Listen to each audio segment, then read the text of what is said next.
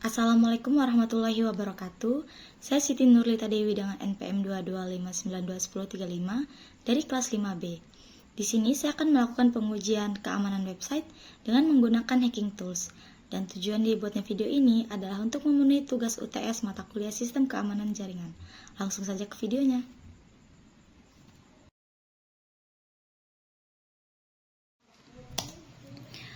Pertama kita buka browser.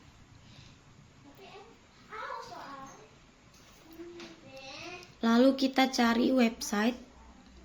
Di sini saya menggunakan website salah satu sekolah di Tanggamus,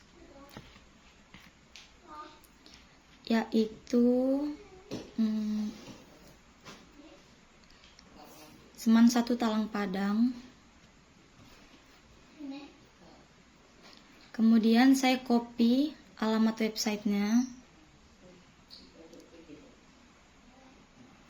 Lalu saya buka terminal.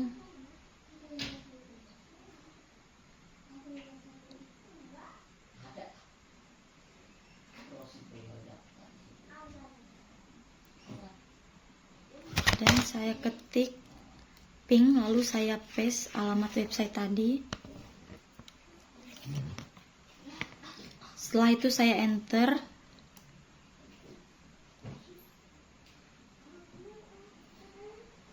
Lalu saya copy alamat IP addressnya. Lalu saya buka Nmap, saya paste di target, kemudian saya scan.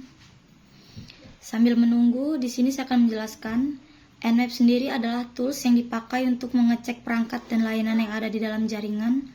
Dengan Nmap, kita bisa tahu perangkat apa saja yang terhubung, port mana yang terbuka, dan layanan apa saja yang sedang aktif. Hal ini akan membantu kita untuk memahami kondisi jaringan dan menemukan potensi celah keamanan. Biasanya, Nmap dipakai oleh orang-orang IT untuk keamanan jaringan mereka sendiri. Tetapi, kalau disalahgunakan, Nmap bisa juga dipakai untuk mencari tahu kelemahan di jaringan orang lain. Untuk pemindaian port, mengidentifikasi port yang terbuka di perangkat atau server, mengetahui layanan apa yang berjalan pada port tersebut, misalnya HTTP, SSH, FTP. Di sini nanti saya akan menggunakan port FTP. Jadi untuk cara kerja FTP sendiri adalah untuk koneksi. Klien FTP membuat koneksi ke server FTP menggunakan alamat IP atau nama domain. Untuk loginnya biasanya diperlukan kredensial username dan password untuk mengakses server. Kemudian untuk transfer file, setelah terhubung pengguna dapat mengunggah atau mengunduh file.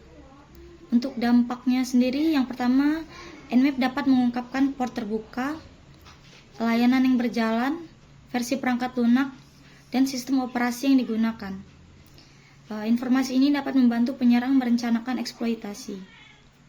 Kemudian yang kedua, setelah mendapatkan informasi melalui Nmap, penyerang dapat meluncurkan serangan lain, seperti brute force, exploit software vulnerabilities, dan DOS atau DDoS. Kemudian yang ketiga yaitu penurunan performa sistem. Lalu untuk cara mitigasinya atau pencegahannya, yang pertama dengan mengamankan konfigurasi jaringan, yaitu menutup port yang tidak digunakan dan memastikan hanya port yang diperlukan untuk aplikasi atau layanan tertentu yang tetap terbuka. Juga gunakan firewall untuk menutup port lainnya. Gunakan NAT atau Network Address Translation. Ini gunanya untuk menyembunyikan topologi internal jaringan Anda sehingga mempersulit pemindaian langsung oleh Nmap. Kemudian yang kedua, konfigurasi firewall dengan baik dengan cara drop atau reject ICMP echo request. Caranya dengan memblokir atau mengabaikan permintaan ping untuk mencegah deteksi host aktif. Lalu yang ketiga, mengaktifkan intrusion detection atau prevention system, yaitu IDS atau IPS, deteksi dan blokir aktivitas scanning. Tools seperti Snort, Suricata, atau Wazo dapat mendeteksi aktivitas scanning dan secara otomatis memblokir sumbernya. Kemudian yang keempat, dengan menonaktifkan banner dan layanan yang tidak dibutuhkan, atau hapus informasi identitas layanan, atau banyak layanan seperti HTTP, FTP, dan SSH yang memberikan informasi tentang versi dan konfigurasi melalui banner, lalu nonaktifkan atau sembunyikan bannernya. Kemudian ini sudah selesai, lalu copy lagi alamat IP tadi, kemudian buka File Explorer, lalu kita ketik ftp:2/2 kali, kemudian paste alamat IP-nya.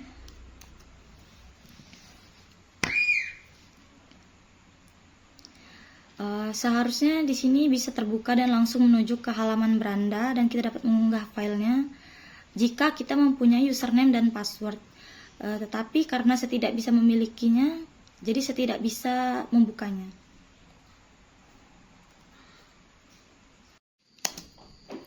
Lalu yang kedua menggunakan Wireshark. Di sini saya masih menggunakan website yang tadi. Kemudian saya buka aplikasinya.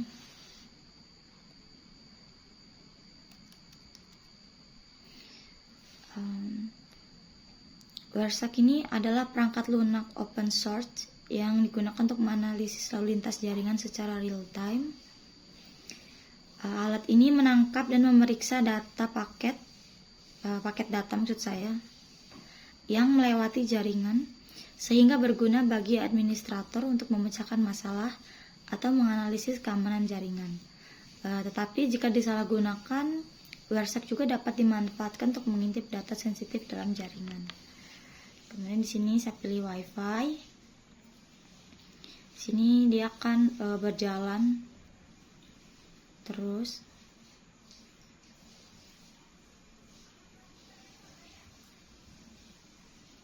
Kemudian sini saya isi username-nya, saya isi Realita. Passwordnya di sini bebas aja. Kemudian klik logon.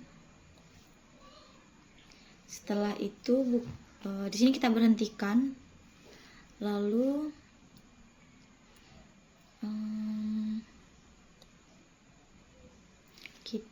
saya ketik FTP, enter.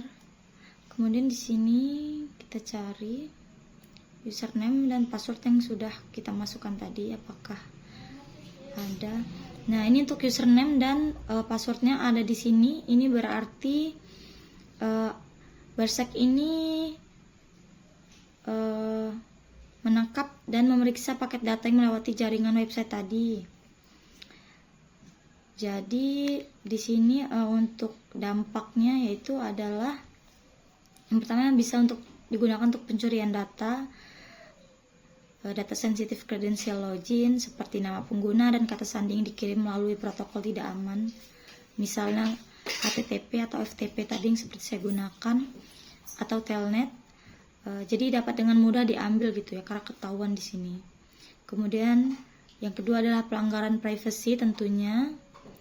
Lalu yang ketiga ada manipulasi data. Keempat ini penyusupan jaringan, pengumpulan informasi. Dengan menganalisis lalu lintas, penyerang dapat mengidentifikasi perangkat layanan dan port yang terbuka dalam jaringan, lalu memberikan mereka peta yang berguna untuk melakukan serangan lebih lanjut. Kemudian kerugian finansial, kebocoran data pelanggan, yaitu perusahaan dapat mengalami kerugian besar akibat kebocoran data pelanggan, termasuk denda dan tuntutan hukum. Nah, apa sih yang bisa kita lakukan untuk mengatasinya? Yang pertama yaitu menggunakan enkripsi data, enkripsi lalu lintas jaringan, dengan memastikan semua komunikasi sensitif menggunakan protokol yang aman seperti HTTPS untuk lalu lintas web, SSL atau TLS untuk email atau aplikasi lain, kemudian VPN untuk melindungi komunikasi di jaringan publik. Kemudian hindari protokol tak aman, jangan gunakan protokol yang mengirimkan data dalam teks jelas seperti HTTP, FTP atau telnet. Kemudian yang kedua, kita harus membatasi akses ke jaringan. Lalu yang ketiga, penerapan kebijakan keamanan yang ketat, autentikasi dan autorisasi dengan cara membatasi akses ke perangkat jaringan dan sistem hanya untuk pengguna yang berwenang. Lalu gunakan perangkat keamanan jaringan intrusion detection, IDS atau IPS. IDS dan IPS ini dapat mendeteksi dan memblokir aktivitas mencurigakan termasuk penyadapan jaringan. Lalu yang terakhir tuh dengan memonitor dan log aktivitas jaringan, pendetection anomali dengan menggunakan alat seperti NetFlow atau perangkat monitoring jaringan lainnya untuk mendeteksi lalu lintas yang tidak biasa. Analisis log ini meninjau log perangkat jaringan untuk mencari aktivitas yang mencurigakan. Baiklah, selanjutnya di sini saya akan menginvestigasi data seseorang menggunakan Maltego. Maltego sendiri adalah tools yang digunakan untuk mengumpulkan dan menganalisis data dari berbagai sumber untuk mengidentifikasi hubungan antar entitas seperti orang, organisasi, domain, alamat IP, dan lainnya. Meskipun alat ini dirancang untuk tujuan analisis keamanan dan investigasi, Maltego juga dapat disalahgunakan oleh penyerang untuk melancarkan serangan tertentu. Di sini nanti saya akan menggunakan tools di Maltego, yaitu Prase. Di sini memiliki beberapa kegunaan, yaitu untuk mencari hubungan berdasarkan kata kunci. Tools ini dapat digunakan untuk mencari entitas yang terkait dengan kata atau frasa tertentu. Misalnya kita bisa melacak kemunculan nama organisasi, individu, gambar, email, atau lokasi tertentu. Untuk investigasi keamanan cyber, ini gunanya untuk melacak nama domain atau IP yang sering muncul bersamaan dengan kata kunci tertentu dalam laporan atau metadata. Lalu keuntungan untuk menggunakan Prase di Maltego ini adalah untuk visualisasi relasi ya. Nantinya hasil pencarian frasa dapat divisualisasikan dalam bentuk grafis sehingga memudahkan analisis hubungan antar entitas. Lanjut, di sini saya cari Prase. Kemudian kita tambahkan di sini.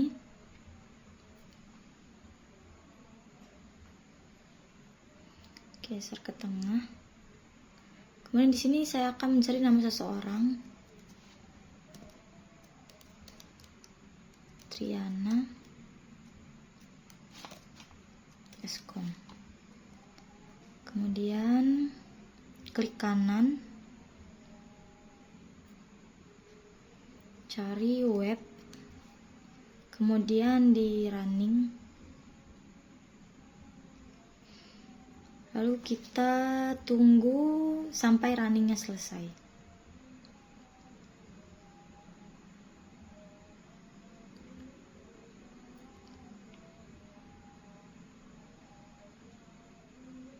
Nah, ini dia muncul beberapa web dari nama tadi. Ini ada Facebook, YouTube, kemudian ada hotel juga. Lalu di sini kita perluas lagi, kita blok semuanya, lalu kita klik kanan, kita cari URL ya, tunggu sampai runningnya selesai. Nah, ini muncul URL dari beberapa web di atas.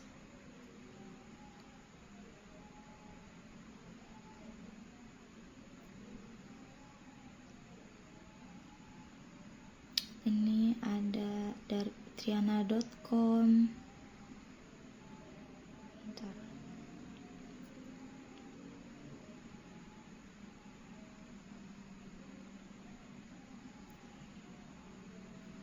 Kemudian ini kita perdalam lagi, kita blok seluruh URL-nya. Kemudian klik kanan. Sebentar.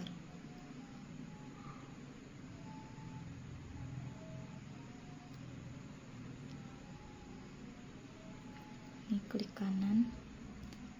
Kita cari entities. lalu kita run. Tunggu sampai runnya selesai.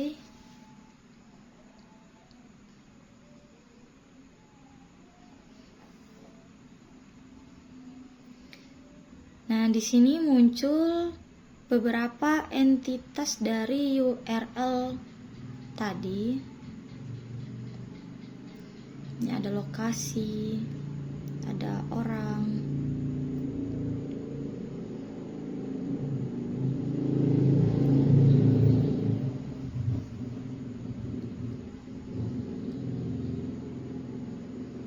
Kita lihat hasilnya di sini ya. Selanjutnya kita perdalam lagi, kita klik kanan di URL tadi. Kemudian kita cari email.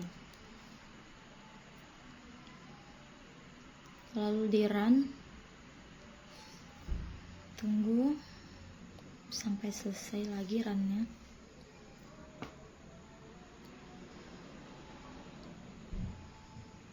Nah, ini muncul alamat email dari URL tadi.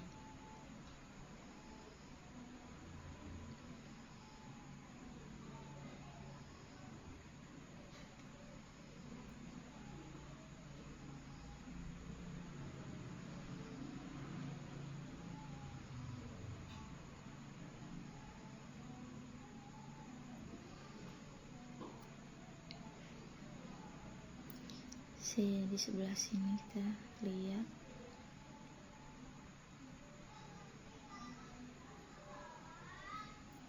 Ini adalah alamat email yang muncul. Itu Monte Triana Hotel, kemudian info Triana, info Villa Triana, dan lain-lain. Sekian dari saya, kurang lebihnya saya mohon maaf. Saya akhiri, wassalamualaikum warahmatullahi wabarakatuh.